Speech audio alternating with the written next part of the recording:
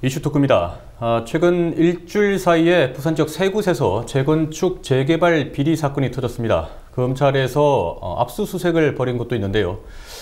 재개발, 재건축이 진행될 때마다 끊이지 않고 들려오는 이 비리와 다툼 소식, 왜 이렇게 자주 발생을 하고 또 얼마나 심각한지, 그리고 근본적인 대책은 없을지 이슈토크에서 짚어보도록 하겠습니다. 부산 YMCA 시민중개실 황재문 실장, 그리고 영산대학교 부동산학과 서정열 교수와 함께합니다. 안녕하십니까? 네, 안녕하세요. 예, 참 심각하고 어려운 주제입니다만 또 그 일반 시민들이 참 궁금해하는 부분이기도 합니다. 네. 최근에 이런 사건들이 계속해서 터지고 있고, 뭐 최근뿐만 아니라 과거에도 수시로 우리가 접하곤 했는데 왜 이렇게 재건축 재개발에서 비리가 발생하는 걸까요? 네, 재건축 재개발 사업을 할 때에 일단 재건축 재개발 사업을 추진하는 그 주요 이제 시스템이라고 얘기할 수 있는 조합, 조합을 설립하는 과정의 그 구성원들을 선출하는 과정에서부터 사실은 좀 이게 투명하지 않다라고 표현하기보다는 뚜렷하지 않은 그러니까 그 재원들에 대한 선출되는 그 조합장이라든지 그 외에 이게 인적 시스템에 대한 검증 시스템이 없이 그 구성원들이 뽑아지는 과정도 있는 것 같고, 또 한 가지는 어쨌든 그 돈이 모이는 곳에 이제 사회적 비리가 모일 수밖에 없는 그런 이제 기본적인 이제 그런 게 있는 것 같아요. 그래서 여러 가지 이해 집단들이 서로 모이면서 상호 충돌을 하니까 갈등과 분쟁이 그 안에서 일어나는 거라고 막 얘기할 수 있는 거죠, 일단은. 사실 이런 재개발, 재건축의 비리가 비단 부산뿐만 아니라 전국 곳곳에서 수년, 수십 년 전부터 계속해서 일어나고 있는데, 어떻게 보면은 지금 이번 사건도 마찬가지지만 좀 일정한 패턴, 범죄의 유형 같은 게 좀 있는 것 같습니다, 교수님. 네, 뭐 재개발, 재건축 일단 왜 사건 사고가 많을 수밖에 없느냐 하면은요. 우리 부산 지역 같은 경우에는 한 뭐 10여 년 전에는 사실 재개발 사업이 잘 추진되지 않았었습니다. 그래서 건축회사들의 무덤이다, 부산이. 뭐 이런 오명도 사실 가졌었거든요. 그런데 왜 재개발, 재건축이 이렇게 많아졌냐 하면 최근 몇 년 동안 우리 부산 지역의 청약시장이 상당히 호황을 누렸죠. 그러면서 이제 재개발 사업이 다시 그 일반 분양을 포함한 재개발 사업들이 많이 시행이 됐고요. 뭐 그런 과정에서 보니까 또 사업장이 많다 보니까 이제 비리도 좀 많아졌고, 그런 그 경향이나 아니면 내용의 그 재개발 그 비리의 어떤 내용들도 상당히 뭐 좀 다양해졌다 이렇게 볼 수가 있을 것 같습니다. 뭐 부산뿐만 아니라 전반적으로 다 마찬가지인 상황이잖아요. 네네, 작년 11월 달인데요. 그래서 저 서울 그 경찰에서는 이 재개발 재건축 관련해서 생활적폐 특별 단속이라고 하는 것을 통해서 조사를 한번 했었고요. 이때 5,076명이 검거가 됐는데 이 가운데 63명이 구속이 됐습니다. 그리고 우리 그 부산 같은 경우에는 한 22곳 정도가 이런 구속 사례 내지는 검거되는 곳으로 찍혔고요. 소위 그 범죄 유형별로 보면 불법 전매라든가 뭐 통장을 잘못 사용한 것, 뭐 이런 것들이 이제 73%고 금품 비리가 한 14% 정도 됐었습니다. 그리고 조합의 횡령이나 배임 이런 것들이 역시나 한 4% 정도, 그리고 문서비조 뭐 이런 것들이 한 0.9%. 그러니까 아주 그 재개발 사업, 재건축 관련해서는 사실은 그 사업 단계가 계획하고 시행하고 완료 단계로 이렇게 크게 세 개로 나눌 수가 있는데요. 그런 계획 단계, 그리고 시행 단계, 완료 단계 모두에서 범법적인 어떤 비리나 이런 것들이 좀 문제점들이 노정됐다 이렇게 볼 수가 있겠죠. 지금 국토부에서도 올해 이제 업무 계획을 밝히면서 이런 부분에서 좀 중점적으로 보겠다라고 얘기를 밝혔는데, 이번에 좀 논란된 것도 그렇고 그 OS 요원이라는 개념이 있더라고요. 재개발, 재건축에서 OS 어떤 개념으로 이해됩니까? 우리가 보통 요원이라고 하면 되게 엄청난 비밀을 내지는 임무를 태스크를 띈 사람들을 요원이라고 그러잖아요. OS 요원이라고 하면 그야말로 아웃소싱하는 요원들을 말합니다. 그러니까 사실은 그 내부 사람이 아니라 외부에서 기용된 사람들이다 이렇게 볼 수가 있겠고요. 그렇다면 왜 OS 요원들이 이렇게 쓰느냐라는 것이 이제 핵심일 텐데, 사실은 내부적으로 이 아까 말씀드렸던 계획하고 시행하고 완료 단계로 진행되는 과정에서 상당히 어려움들이 많습니다. 그러니까 진행상에 대의원총회도 해야 되고 여러 가지 의사결정을 해야 될 때 이 OS 요원들이 이제 각각의 토지 등 소유자로서의 조합원들을 개별적으로 동의서를 증거할 때 내지는 동의서를 받을 때 이 OS 요원들이 바로 활동을 하는 거죠. 아, 직접 총회에 참석하지 않는 사람들에게 말이죠. 아니면 참석하더라도 참석을 하십시오라고 네네. 예를 들어서 홍보를 하거나 예. 하는 접촉들을 대부분 이 OS 요원들이 담당을 합니다. 그러니까 OS 요원들은 어찌 보면 재건축, 재개발 사업들을 원활하게 추진하기 위해서 예. 소위 고용된 외부 사람들이라고 생각하시면 될 거고요.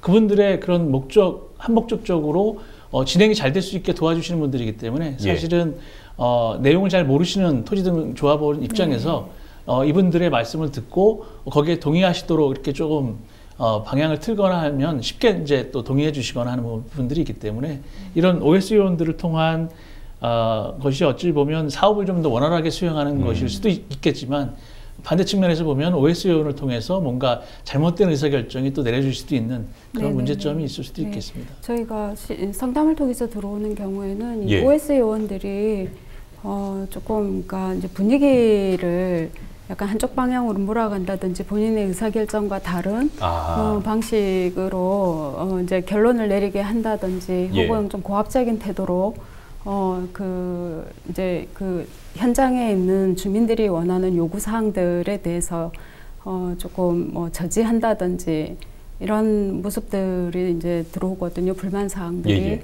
예, 그래서 그런 면들을 바라볼 때에는 OS 요원들이 일정 부분 훈련이나 교육이 좀 필요하다는 생각을 하는데 별도의 이분들에 대한 그런 전제 조건들이 좀 있으신지는 잘 모르겠어요.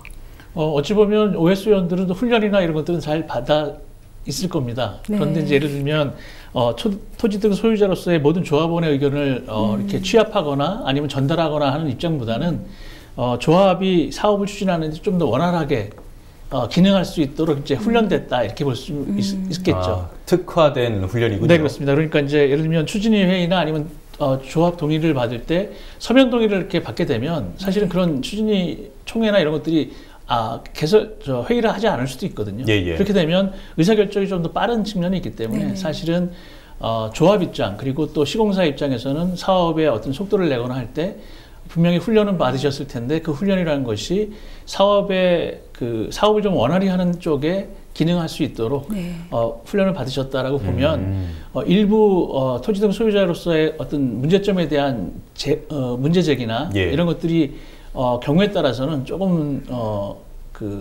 순기능보다는 이제 역기능으로서의 의사표현을 좀 이렇게 제대로 표현할 수 없는 그렇죠.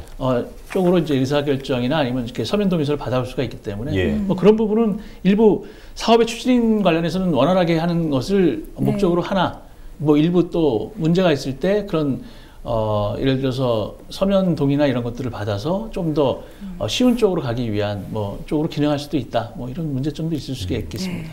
사실 이 재개발이나 재건축이나 조합이 만들어지면은 조합장이 상당히 막강한 힘을 갖고 있고 모든 결정권을 가지고 있는데 조합장은 어떤 과정으로 좀 선출이 되는 겁니까, 황 실장님? 그 조합장이 특별히 이렇게 저희가 민주적인 절차에 의한 절차와 과정에 의해서 선출되는 것 같지는 않고요.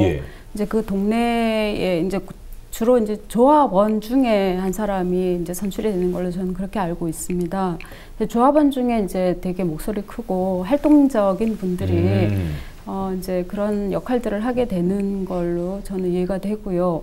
근데 저는 이제 아쉬운 것이 우리도 조금 더 이제 토론 문화가 좀 활성화되면 그 안에서 조금 더 그 한목적인 그 생각을 가지고 있고 또 조금 그 부분에 대한 이론적인 지식을 가지고 있는 분들이 좀 맡아서 진행을 해주면 좋겠다 이런 생각이 좀 있고 이 조합을 꾸릴 때에 조금 그 자문단을 좀 꾸려서 외부 자문에 의해서 조금 더 이렇게 투명하게 혹은 조금 더 그 이성적인 판단에 의해서 진행이 될 수 있는 구조로 좀 가면 어떨까 이런 생각도 좀 있거든요. 현장 상황은 어떤지 모르겠습니다. 대개 보면은 저희가 우려하는 것은 조합과 그 기업과의 유착관계 때문에 실제로 다수의 조합원들이 이유 없이 그 건물이 저평가된다든지 뭐 이렇게 이제 불이익을 당하는 이런 사례들을 접하게 되는 게 이제 저희들 입장이거든요. 이제 상담을 받는 입장인데 그래서 그것을 제어할 수 있는 어떤 장치가 좀 조합 안에 필요하다 이렇게 이제 생각이 드는 것이 이제 자문단으로 이제 연결돼서 제가 지금 말씀드리는 거거든요. 그러면 조합장의 역할로서는 네. 한계가 있는 것 같고 말씀하신 거는 조합장이 그 막강한 권력을 휘두르지 않도록 뭔가 제어할 수 있는 장치가 조합 안에 필요하다는 말씀이시죠? 일단 조합장의 전문성도 필요한 것이고요. 두 번째는 조합장의 그 권력을 제어할 수 있는 견제책으로서의 자문단 내지는 뭔가가 좀 필요하지 않나 이런 생각도 있지요. 교수님, 이거는 조합마다 내부에서 결정을 해야 되는 문제 같은데요. 어떻습니까? 일단 토지등 소유자로서의 조합원들이 과반수 이상 출석하고요. 출석한 그 조합원들의 3분의 2 이상이 동의하면 조합장은 선출이 됩니다. 그런데 그렇게 좀 어렵게 선출된 조합장이기 때문에 나름대로 절차상으로는 어느 정도 민주적일 수도 있겠죠. 근데 중요한 것은 조합장의 역할이 좀 막대하다 보니까 상당히 지대하다 보니까 그 추진되는 과정에서의 어떤 개인 비리 내지는 뭐 이런 것들도 또 많기 때문에 사실은 조합장 선출의 어떤 민주성을 담보하면 문제가 없을 것이다라고 하는 것은 앞뒤가 좀 안 맞을 수 있는 것이고요. 결국은 능력 있는 조합장을 선출하느냐 여부가 사실은 가장 중요한 것이겠죠. 그러니까 민주적 절차상의 문제라기보다는 조합장으로 되신 분의 어떤 개인적인 품성이나 뭐 이런 것들이 그 사업을 추진하는 데 있어서 어떤 비리 문제라든가 여러 가지 문제에 있어서 그것들을 좀 그 최소화할 수 있는 그런 방법이 될 수가 있겠고요. 사실은 해임하기도 되게 어렵습니다. 그러니까 조합장에 문제가 있어서 해임하려면 해임총회를 개최를 해야 되고 전체 조합원의 또 10%가 동의를 해야 됩니다. 그리고 또 새 조합장을 선출하려면 또 20% 이상의 동의를 해야 되거든요. 그러니까 해임하기도 쉽지 않고 새로운 또 조합장을 선출하기도 또 더군다나 어렵습니다. 그러니까 그만큼 시간이 더 지연되겠어요? 그렇죠. 그리고 주택 사업에 있어서의 시간이라고 하는 것은 결국은 파이낸싱한 금융 비용의 증가를 의미하기 때문에 사실은 사업 자체가 기간이 늘어난다는 것은 그만큼 토지 등 소유자로서의 조합원들의 그 분담금이 늘어난다는 측면이기 때문에 사실은 조합원 입장에서는 그렇게 썩 바람직하지도 않습니다. 그러면은 지금 전문성 얘기도 있고 그런 우려가 있으면은 아예 외부의 전문가를 조합장으로 위촉하는 방법은 없습니까? 외부의 전문가를 조합장으로 선출하면 되죠. 그러니까 토지 등 소유자로서 그 조합원 가운데 뽑아야 되기 때문에 무조건 외부 전문가라 그래서 다 될 수는 없는 것이고요. 소위 토지 등 소유자로서의 조합원 가운데 뭐 그런 능력이 있는 분이 되신다면 더군다나 더 나위 없이 좋을 수가 있겠죠. 지금 비리 얘기가 나오면 조합장도 있지만은 그 항상 건설업체, 용역업체 이쪽도 있지 않습니까? 그러면 비리로 적발돼서 문제가 된 건설업체에 대한 처벌은 어떻게 될까요? 정비사업 시공자 선정 및 그 비리 처분에 대해서 이제 조금 강화된 시행령 개정안이 시행이 되고요. 그것에 따라서 금품을 이제 제공한 건설업자 같은 경우에는 해당 사업장에 대한 시공권이 박탈되고 과징금이 부과가 되는 것으로 되어 있습니다. 그리고 이제 향후에 정비사업에서 입찰 자격이 제한이 되고요. 또 건설사와 계약한 홍보업체는 금품 향응을 제공한 경우에는 시공권 박탈, 과징금 부과, 입찰 제한 규정 등 이런 것들이 이제 적용이 됩니다. 그리고 이제 관리 감독의 의무도 강화되고요. 이런 법률적 제재는 따릅니다. 그러면 교수님, 조합장도 있지만 금품을 받은 조합원들도 처벌의 대상은 되죠? 네, 처벌 대상 됩니다. 그러면 그 뭐 금품 규모에 따라서 처벌의 규모가 좀 달라집니까? 수위가? 뭐 일단 그 불법적으로 금품을 수주했다면 그 자체가 문제가 될 수가 있는 거죠. 지금 예를 들면 서울 같은 경우에는 상당히 고가의 상품을 그 조합원들에게 준 것들이 지금 많이 방송되고 있지 않습니까? 그러니까 그것들은 사실 조합장에게 문제가 되면 당연히 그건 조합장의 비리로서 구속 사유가 되는 것이고요. 도정법이 또 변경돼서 조합원 같은 경우에도 처벌이 원래는 안 됐었습니다만 이제 조합원도 도정법의 그 법 개정으로 인해서 금품을 수수하면 그것도 조합원도 역시 제재를 받습니다. 그러면은 조합장이 문제가 있을 때는 어쨌든 뭐 힘들지만은 그런 내부적인 절차를 거쳐서 해임을 시킬 수 있는데 조합원도 문제가 된다면 조합원의 자격을 박탈하거나 그런 것도 가능할까요? 조합원의 자격도 박탈할 수가 있겠죠. 아, 가능하군요. 네네네. 그런데 그것들이 사실은 그렇게까지 간 사례들을 제가 주변에서 많이 못 봅니다. 그 얘기는 아주 은밀하게 예. 그런 것들이 전달되거나 뭐 금품수수가 이렇게 전달되기 때문에 예. 사실은 그것이 문제돼서 조합원의 자격을 박탈 당했다는 것은 사실은 거의 아마 사례를 찾기가 좀 어려울 것 같습니다. 사실 이런 과정에서 계속 비리가 발생하고 하면은 우리 얘기했던 것처럼 결국에는 입주민들의 네. 지역민들의 부담 아니겠습니까? 조합원들. 네, 지금 그렇죠. 실제로 상담해 보실 때 좀 그런 상담 사례들, 피해 사례들이 좀 많이 나왔을 것 같은데요. 네, 어떻습니까? 네. 그러니까 이제 북구 쪽에서 한참 재개발이 일어날 때 저희가 상담을 많이 받았는데요. 예. 이제 상담의 내용 중에 건물에 대한 저평가가 예. 가장 많았고요. 그리고 이제 그 분양가가 너무 높아서 원주민들이 재입주가 안 되는 경우가 좀 많았거든요. 네, 그래서 이제 조금 전에 이제 말씀드렸던 것처럼 그러면은 이 평당 얼마라고 책정되는 분양가가 원가가 도대체 얼마냐라고 예. 저희가 집중해서 한번 조금 질문을 하고 했던 경우가 있었습니다. 예. 근데 아파트 시공사들은 이제 사기업이든 공기업이든 절대 이 분양 원가를 공개하지 않더라고요. 네, 그래서 분양 원가를 저희가 알지는 못하지만 어쨌든 이렇게 나가나 저렇게 나가나 들어가는 모든 비용들은 분양 원가 안에 다 산입하는 걸로 저희는 알고 있습니다. 그래서 결국에는 이 개발 단계에서 이게 토지를 이제 만들어가는 초기 개발 단계에서 예. 입주민들과 이제 원주민들에게 이렇게 지급되는 뭐라고 해야 되나요? 뒷돈거래? 네, 이런 것들도 그 사업비 안에 다 들어가시는 게 아닌가 이런 생각을 하게 되더라고요. 결국에는 이 비리가 건설업자나 일부 조합장이나 그쪽만의 문제가 아니라 결국 다 피해를 지역민들이 안게 되는 겁니다. 그럼요. 모든 비용들은 사실은 모든 것에 녹아 들어가 있다고 보시면 예. 됩니다. 그러니까 하다못해 금품을 받으신 것도 사실은 본인이 내야 되는 원가에 어딘가에 녹아 들어가 있기 때문에 네네. 결국은 내 돈으로 내가 금품을 수수했다라고 보시면 되고요. 예. 뭐 그런 것들을 문제라고 생각하시면 예를 들면 그런 금품을 제공하는 시공사라든가 아니면 조합장이 있으면 경로를 통해서 정확하게 문제점이 있다라고 밝히시는 게 좋습니다. 근데 이게 정부나 지자체가 물론 민간 사업이라서 좀 힘듭니다만 정부나 지자체가 어느 정도 좀 개입할 여지는 없습니까?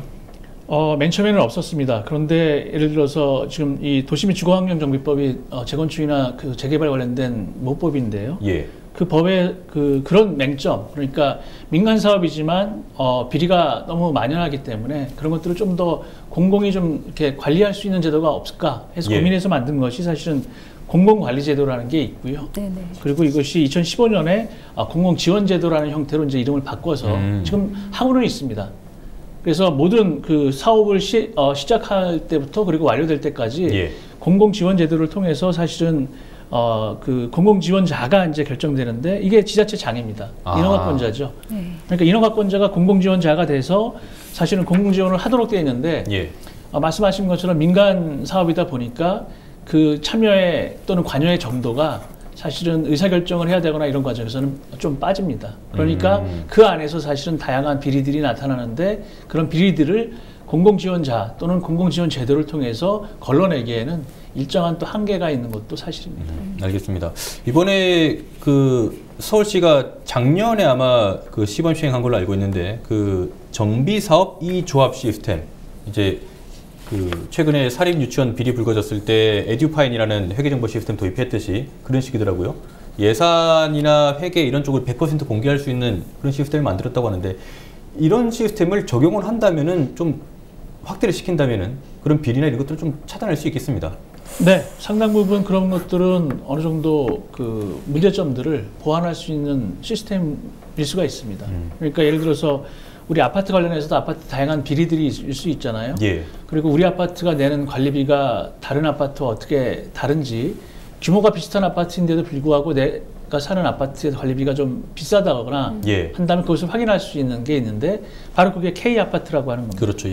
그 K아파트는 한국감정원에서 지금 정부에서 구축한 시스템인데 그걸 통해서 단지수 또는 입지가 비슷하다면 어떻게 이 관리비가 징부되고 쓰여지고 있는지를 확인할 수 있는 것처럼 우리 재개발 관련돼서 지금 서울시에서 하고 있는 그런 그 전산을 통한 과정에서의 어떤 그 집행되고 아니면 그 집행된 내역들을 확인할 수 있는 것들은 어느 정도 과정상의 문제점들을 조금은 보완하거나 문제점을 찾을 수 있는 시스템의 어떤 한 수단이다라고 볼 수가 있겠죠.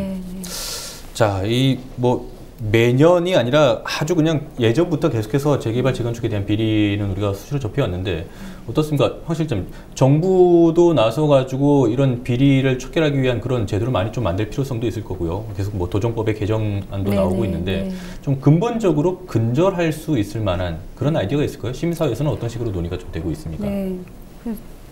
저희 쪽에서 생각할 때는 일단 시민들의 의식의 변화가 좀 필요하겠다는 생각이 들고요.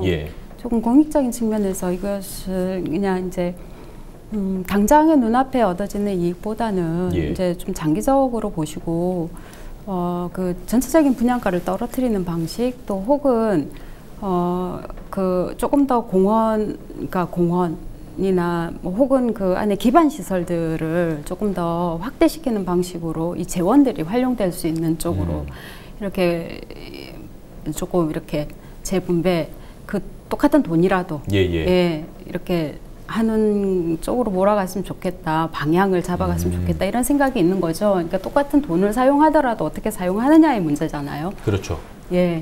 그래서 이제 그런 쪽으로 많은 분들이 생각을 모아주신다면은 조금 덜 하지 않을까. 이게 사회적 정서의 문제 아닌가 이런 생각도 저는 좀 해봅니다. 실제로 부산에서 그 괴정 5구역이 이제 개발 이익을 다시 또 주민들에게 돌려줘가지고 재정착률을 90%까지 높이는 이런 식으로 좀 추진이 되고 있는데 이런 식의 우수 사례를 좀 많이 만들어내는 것도 상당히 중요하겠습니다. 제도적으로는 좀 어떻습니까, 교수님? 말씀드렸던 공공지원제도가 바로 그런 좋은 긍정적인 영향을 미칠 수 있다고 저는 보고요. 그리고 중요한 것은 지금 공무원분들의 어떤 전문성이 있거든요. 그리고 없다면 이제 그것을 내부 교육이나 이런 것을 통해서 좀 더 키워야 되겠지만 그런 역량들이 분명히 우리 부산시에는 있습니다. 그리고 부산 같은 경우는 이제 노후주택이 많다 보니까 이런 재개발 재건축이 조금 더 긍정적으로 활성화될 필요가 있는데 지금 말씀드렸던 우리가 논의했던 이런 비리의 문제점들이 어떤 공무원의 전문성을 좀 더 그 역량을 강화하는 쪽 그래서 공공 지원을 제도를 통해서라도 좀 더 표현될 수 있도록 하고 말씀하신 뭐 시민의식이 필요한 부분들은 당연한 것인데 그런 것들이 제도적으로 시스템상으로 잘 그 진도가 좀 제대로 나가지가 않기 때문에 그런 부분을 좀 보완할 수 있는 제도적 내지는 시스템의 구비 뭐 이런 것들이 좀 더 마련될 필요가 있다고 저는 생각을 합니다. 네, 일단 뭐 제도는 기본이겠고 또 시민 의식도 그 조합원들 자체가 또 많은 고민을 또 해야 되겠고요. 뭐 그리고 행정에서도 이런 전반적으로 교육이라든가 이런 것들을 좀 지속해 나갈 그런 필요성도 있을 것 같습니다. 좀 더 첨언 드리자면 시민교육을 통해서 재개발 과정의 어떤 문제점, 뭐 형태, 양태 등을 좀 더 사전적으로 시청 중심으로 해서 교육을 하신다면 시민의식 향상에는 상당히 보탬이 될 거고요. 그리고 비리의 내용에 대해서도 좀 더 스스로가 이런 것들이 비리구나, 또 이런 것들이 원가에 포함돼서 내가 거주하는 주택의 아파트 가격이 올라갈 수 있겠구나라는 어떤 뭐 시민의식의 향상, 뭐 자각, 뭐 이런 것들을 좀 제도적인 시스템 내지는 교육을 통해서 한다면 아주 좋은 그 재개발 재건축이 만들어지겠죠. 알겠습니다. 네. 자, 오늘 이슈토크에서는 재개발 재건축의 비리 그리고 대책은 없을지에 대해서 좀 짚어봤습니다. 자, 오늘 두 분 말씀 고맙습니다. 네, 감사합니다. 네, 감사합니다.